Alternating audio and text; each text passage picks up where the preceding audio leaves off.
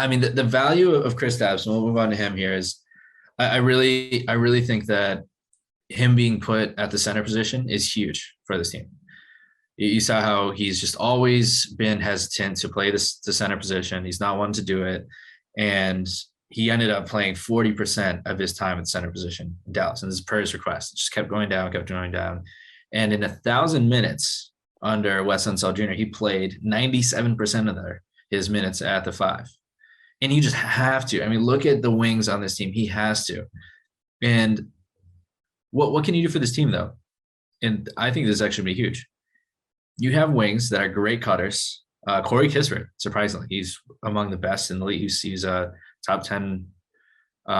He's the 90th percentile and above as a cutter. And you got guys like Rui Hachimura. Same thing. He's in the top 10 percentile, finishing at the rim. A guy who needs that space. You got Kyle Kuzma, Will Barton. Johnny Davis is probably going to be a lot better finishing at the rim as opposed to shooting. Kristaps pulling out whoever the big man is on the other team.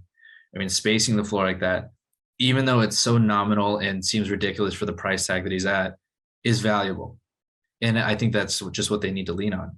If this offense starts to become predicated on finding ways to get him involved in the mid-range, in the post, in places where he's just not efficient, and that's not his game, I think you're going to lose out on some of the development that you get from veterans like Kuzma, who I think could do even better, and young guys like Denny, like Rui, like Johnny Davis, Corey Kispert. There's mouths to feed here, and it's important to have a little bit more balance than what you had with Porzingis in Dallas.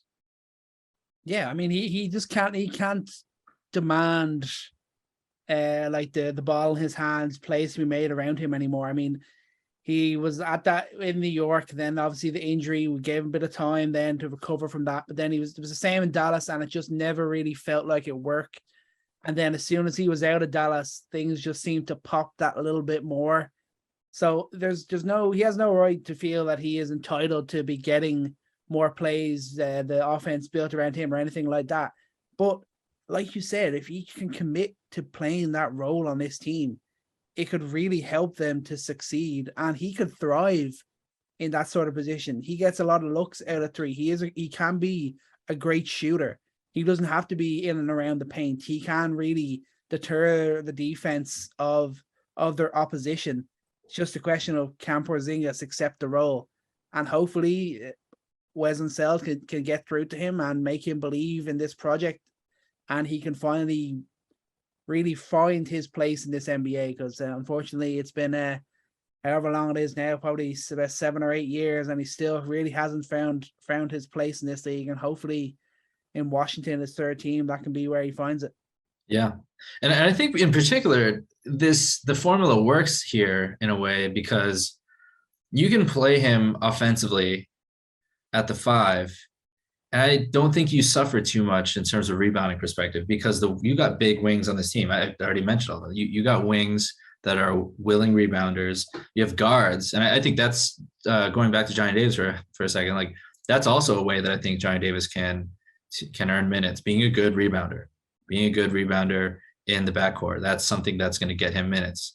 And it's okay for Porzingis to kind of get what he wants in terms of not having to be, relegated down low defensively, because I think there's enough versatility defensively with the wings that they have, enough versatility offensively on the boards on both ends of the court, what they can do as screeners, as cutters, and getting into the paint, that I think there's a happy medium. There's a balance that can be had with those players. And that's why I think, when you look at this in a traditional sense at the roster and all the weapons that they have and the type of players that they have, it does feel like there's too much repetition in terms of the type of player. But if Wes Unseld can unlock that synergy between these players, that I think can be there, because there is versatility, there is kind of weirdness. There's weirdness to these players. Like Kristaps is naturally a weird player.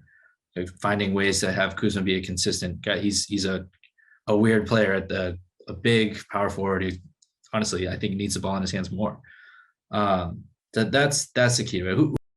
Thanks for watching Coast to Coast on YouTube. For full episodes, check out the show wherever you get your podcasts. And for all the best hot takes, subscribe to the Coast to Coast YouTube channel below.